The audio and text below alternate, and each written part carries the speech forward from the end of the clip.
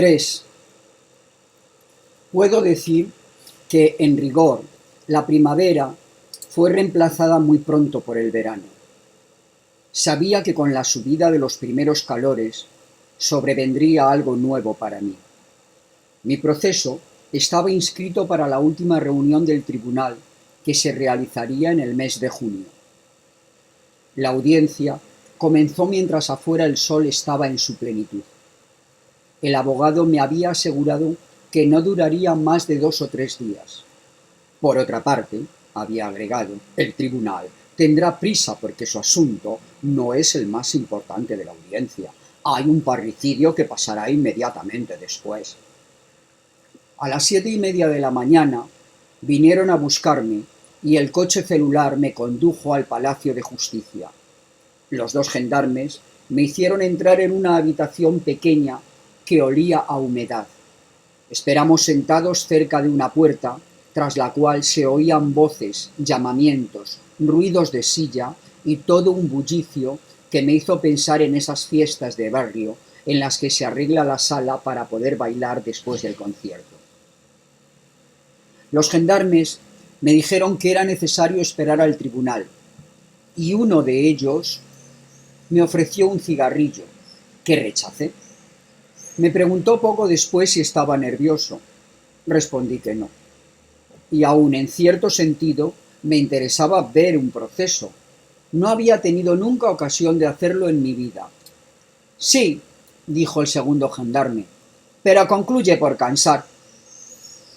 Después de un momento, un breve campanilleo sonó en la sala. Me quitaron entonces las esposas. Abrieron la puerta y me hicieron entrar al lugar de los acusados.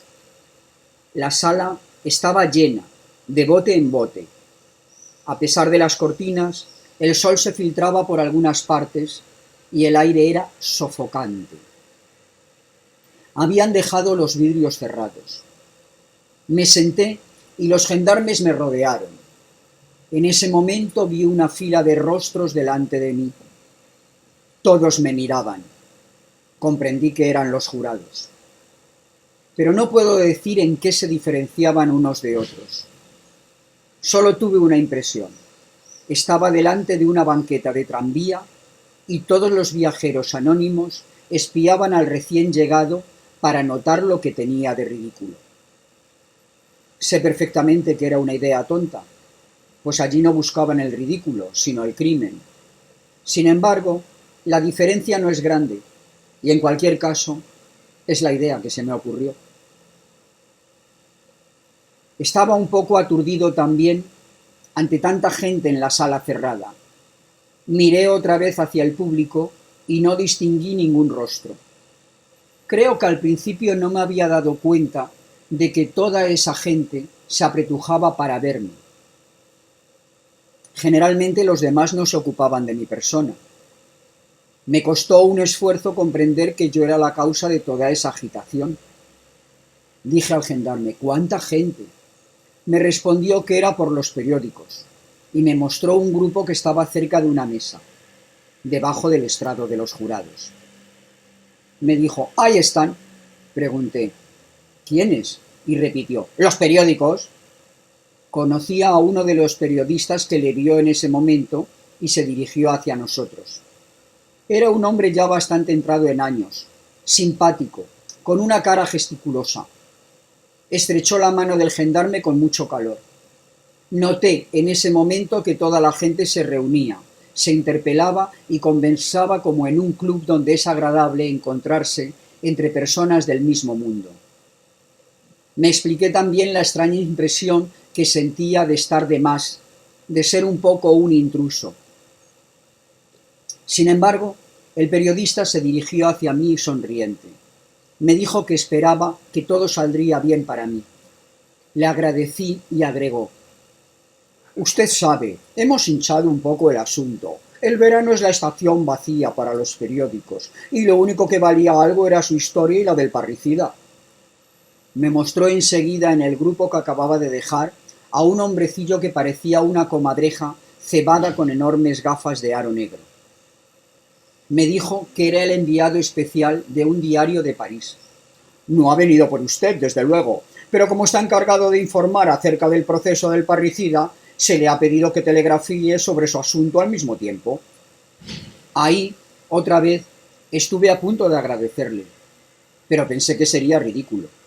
Me hizo un breve ademán cordial con la mano y nos dejó. Esperamos aún algunos minutos. Llegó el abogado, vestido de toga, rodeado de muchos otros colegas. Fue hacia los periodistas y dio algunos apretones de manos.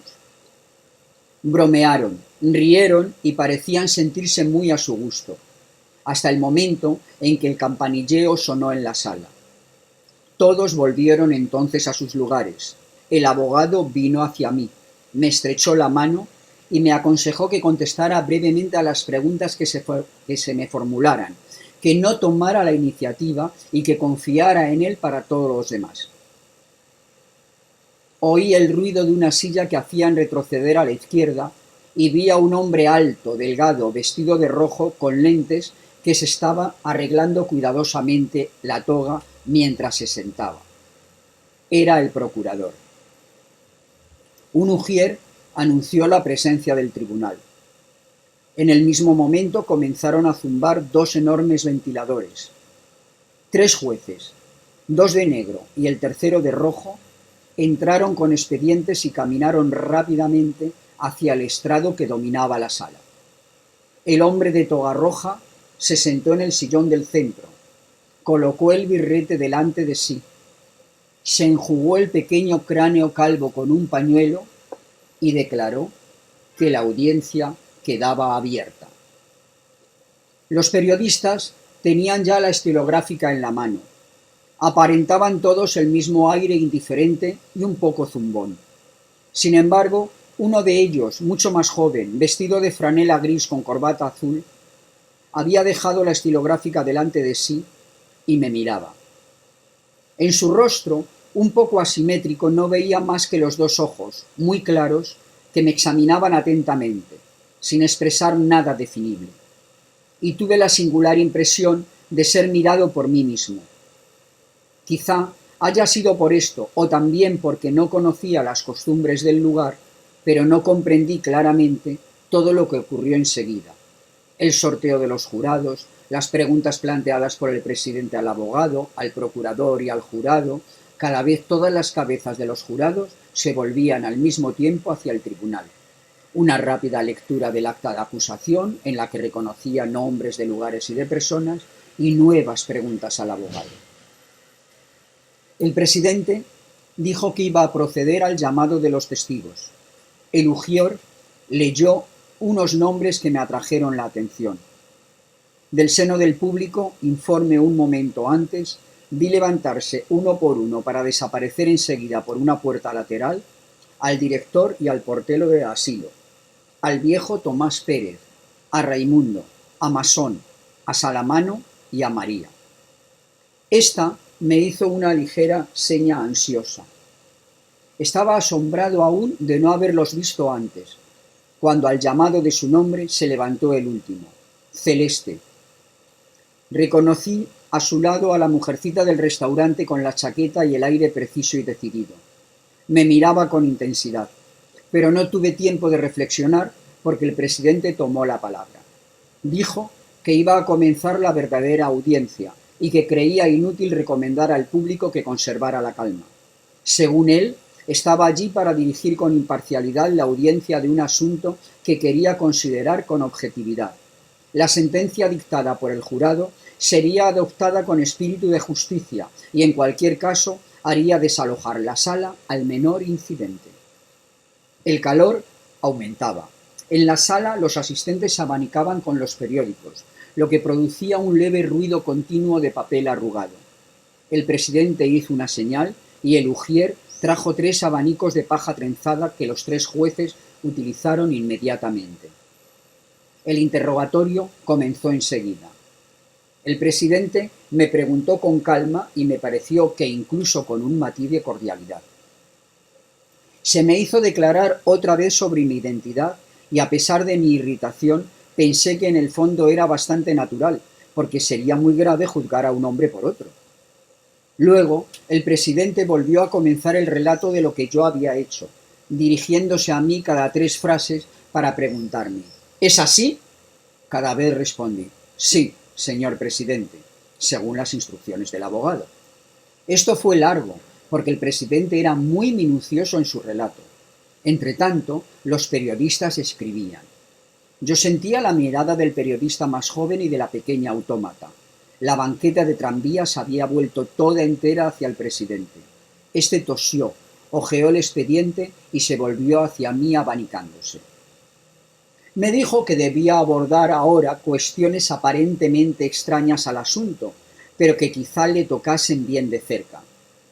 Comprendí que iba a hablarme otra vez de mamá y sentí al mismo tiempo cuánto me aburría. Me preguntó por qué había metido a mamá en el asilo. Contesté que porque carecía de dinero para hacerla atender y cuidar en casa.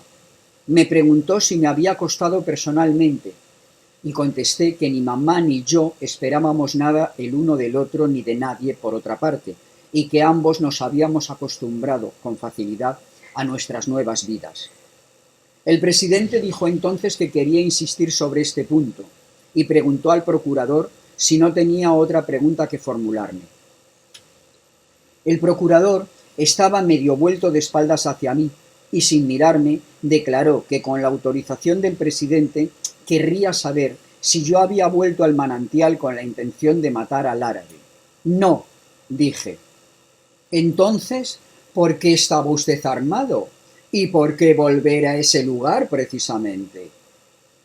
Dije que era el azar. Y el procurador señaló con acento cruel. Nada más por el momento. Todo fue enseguida un poco confuso, por lo menos para mí. Pero después de algunos conciliábulos, el presidente declaró que la audiencia quedaba levantada y transferida hasta la tarde para recibir la declaración de los testigos. No tuve tiempo de reflexionar. Se me llevó, se me hizo subir al coche celular y se me condujo a la cárcel, donde comí. Al cabo de muy poco tiempo, exactamente el necesario para darme cuenta de cuán cansado estaba, volvieron a buscarme. Todo comenzó de nuevo y me encontré en la misma sala, delante de los mismos rostros, solo que el calor era mucho más intenso, y como por milagro, cada uno de los jurados, el procurador, el abogado y algunos periodistas estaban ahora también provistos de abanicos de paja. El periodista joven y la mujercita estaban siempre allí, pero no se abanicaban y seguían mirándome sin decir nada. Me enjugué el sudor que me cubría el rostro y recobré un poco la conciencia del lugar y de mí mismo solo cuando oí llamar al director del asilo. Le preguntaron si mamá se quejaba de mí y dijo que sí, pero que sus pensionistas tenían un poco la manía de quejarse de sus parientes. El presidente le hizo precisar si ella me reprochaba el haberla metido en el asilo, y el director dijo otra vez que sí, pero esta vez no agregó nada. A otra pregunta contestó que sí, que había quedado sorprendido de mi calma el día del entierro. Le preguntaron qué entendía por calma. El director miró entonces la punta de sus zapatos y dijo que yo no había querido ver a mamá, que no había llorado ni una sola vez y que después del entierro había partido enseguida, sin recogerme siquiera ante su tumba. Otra cosa la había sorprendido. Un empleado de pompas fúnebres le había dicho que yo no sabía la edad de mamá. Hubo un momento de silencio y el presidente le preguntó si estaba seguro de que era de mí de quien había hablado. Como el director no comprendía la pregunta, le dijo: «Así lo dispone la ley». Luego el presidente preguntó al abogado general si quería interrogar al testigo y el procurador gritó: «¡Oh, no! ¡Es suficiente!». Con tal ostentación y tal mirada triunfante hacia mi lado, que por primera vez desde hacía muchos años tuve un estúpido deseo de llorar, porque sentí cuánto me detestaba toda esa gente. Después de haber preguntado al jurado y al abogado si tenían preguntas que formular, el presidente oyó al portero. Para él, como para todos los demás, se repitió el mismo ceremonial. Cuando llegó, el portero me miró y apartó la vista, Respondió a las preguntas que se le formularon. Dijo que yo no había querido ver a mamá, que había fumado, que había dormido y tomado café con leche. Sentí entonces que algo agitaba a toda la sala, y por primera vez comprendí que era culpable. Hicieron repetir al portero la historia del café con leche y la del cigarrillo. El abogado general me miró con un brillo irónico en los ojos. En ese momento, el abogado preguntó al portero si él no había fumado conmigo, pero el procurador se opuso violentamente a esa pregunta. ¿Quién es aquí el criminal y cuáles son los métodos que consisten en manchar a los testigos de la acusación para desvirtuar testimonios que no por eso resultan menos aplastantes? Pese a todo, el presidente ordenó al portero que respondiese a la pregunta. El viejo dijo con aire cohibido: «Sé perfectamente que hice mal, pero no me atreví a rehusar el cigarrillo que el señor me ofreció». En el último lugar, me preguntaron si yo no tenía nada que agregar. «Nada», respondí. «Solamente que el testigo tiene razón. Es verdad que le ofrecí un cigarrillo». El portero me miró entonces con un poco de asombro y una especie de gratitud. Vaciló. Luego dijo que era él quien me había ofrecido el café con leche. El abogado triunfó ruidosamente y declaró que los jurados apreciarían, pero el procurador atronó sobre nuestras cabezas y dijo: «Sí, los señores jurados apreciarán y llegarán a la conclusión de que un extraño podía proponer tomar café, pero que un hijo debía rechazarlo delante del cuerpo de la que le había dado la vida». El portero volvió a su asiento. Cuando llegó el turno a Tomás Pérez, un ujier tuvo que sostenerlo hasta llegar al estrado. Pérez dijo que había conocido principalmente a mi madre y que no me había visto más que una vez, el día del entierro. Le preguntaron qué había hecho yo ese día y respondió: «Ustedes comprenderán. Me sentía demasiado apanado, de manera que nada vi.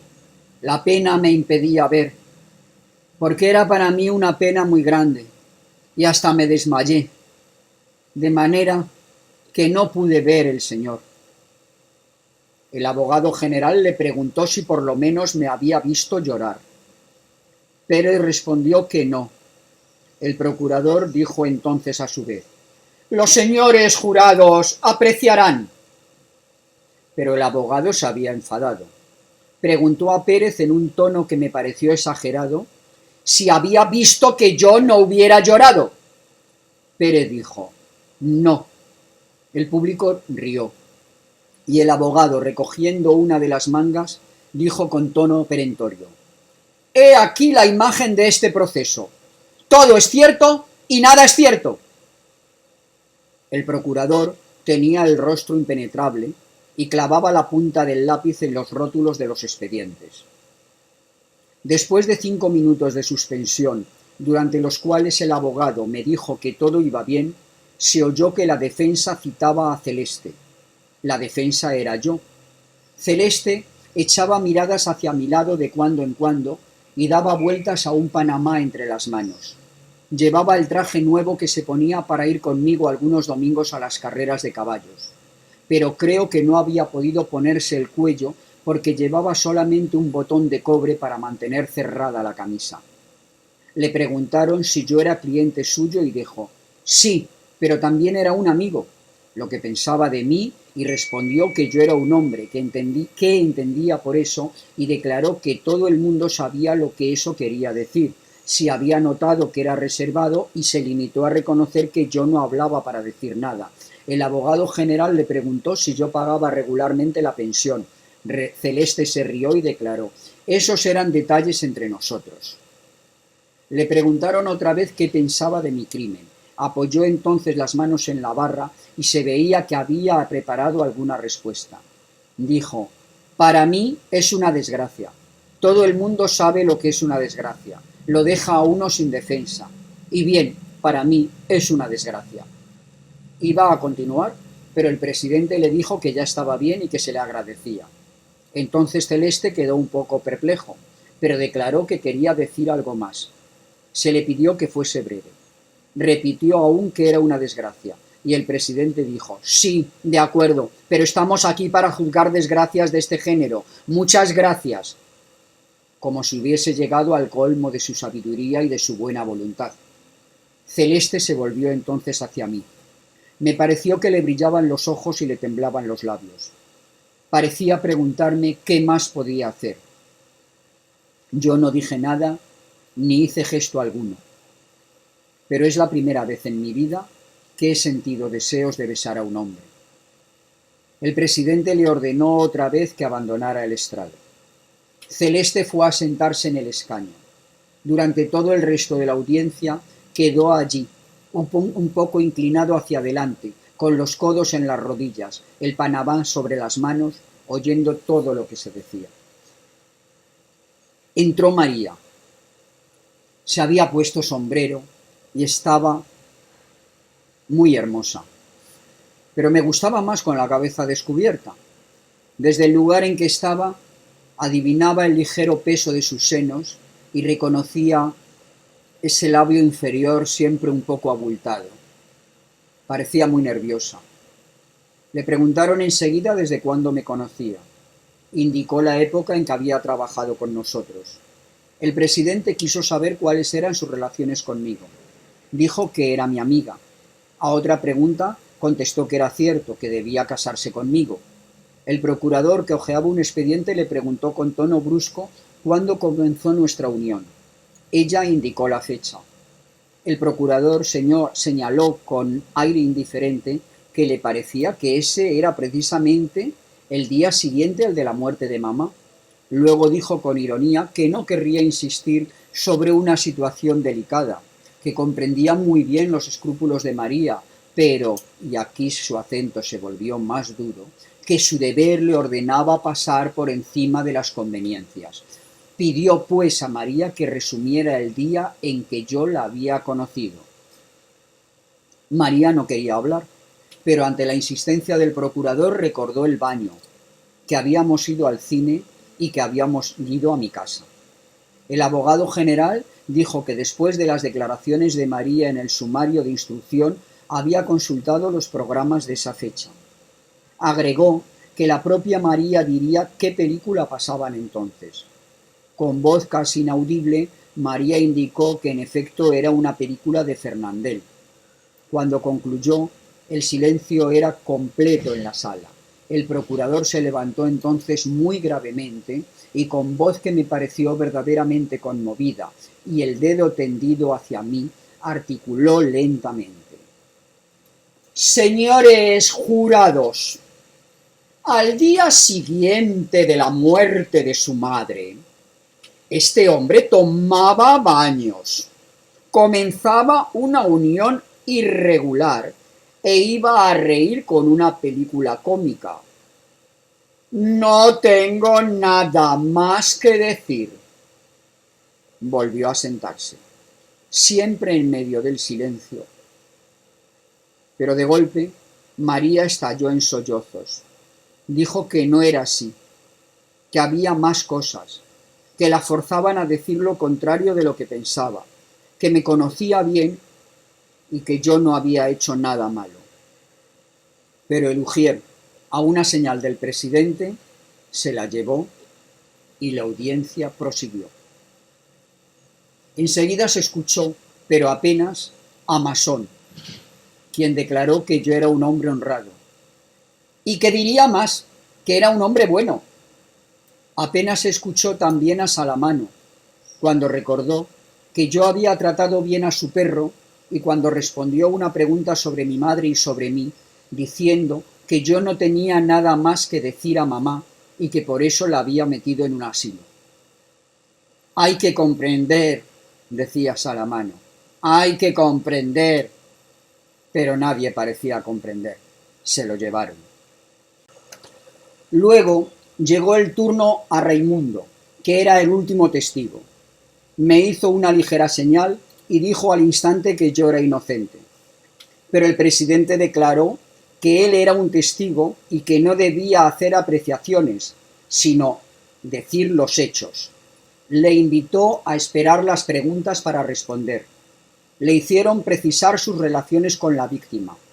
Raimundo aprovechó para decir que era él a quien este último odiaba desde que había abofeteado a su hermana. Sin embargo, el presidente le preguntó si la víctima no tenía algún motivo para odiarme a mí. Raimundo dijo que mi presencia en la playa era fruto de la casualidad. Entonces, el procurador le preguntó cómo era que la carta origen del drama hubiera sido escrita por mí. Raimundo respondió que era una casualidad. El procurador volvió a arguir que la casualidad tenía ya muchas fechorías sobre su conciencia en este asunto. Quiso saber si era también por casualidad que yo no había intervenido cuando Raimundo abofeteó a su amante, por casualidad que yo había servido de testigo en la comisaría, por casualidad incluso que mis declaraciones con motivo de ese testimonio habían resultado de pura complacencia. Para concluir, preguntó a Raimundo cuáles eran sus medios de vida, y como el último respondiera guardalmacén, el abogado general declaró a los jurados que el testigo ejercía notoriamente el oficio de proxeneta, que yo era su cómplice y su amigo. Se trataba de un drama crapuloso de la más baja especie, agravado por el hecho de tener delante a un monstruo moral. Raimundo quiso defenderse y el abogado protestó, pero se le dijo que debía dejar terminar al procurador. Este dijo: «Tengo poco que agregar». «¿Era amigo suyo?», preguntó a Raimundo.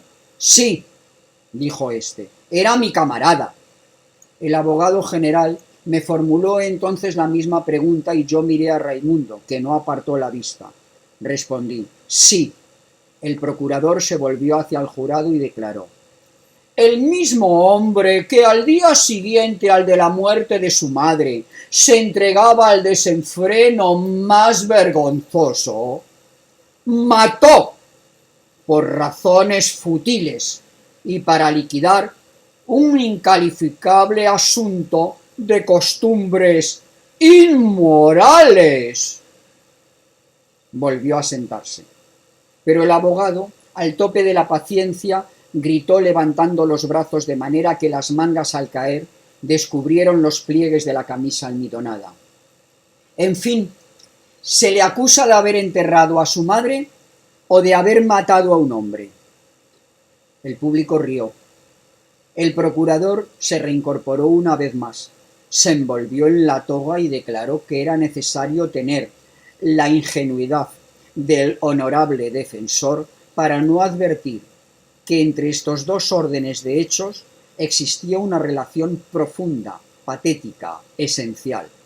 «Sí», gritó con fuerza, «yo acuso a este hombre de haber enterrado a su madre con corazón de criminal». Esta declaración, pese a lo histrónica, pareció tener un considerable efecto sobre el público. El abogado se encogió de hombros y enjugó el sudor que le cubría la frente, pero él mismo parecía vencido y comprendí entonces que las cosas no iban bien para mí. Todo fue muy rápido a partir de ese momento. La audiencia se levantó. Al salir del Palacio de Justicia para subir al coche, reconocí en un breve instante el olor y el color de la noche del verano. En la oscuridad de la cárcel rodante encontré, uno por uno, surgidos de lo hondo de mi fatiga, todos los ruidos familiares de una ciudad que amaba y de cierta hora en la que ocurríame sentirme feliz.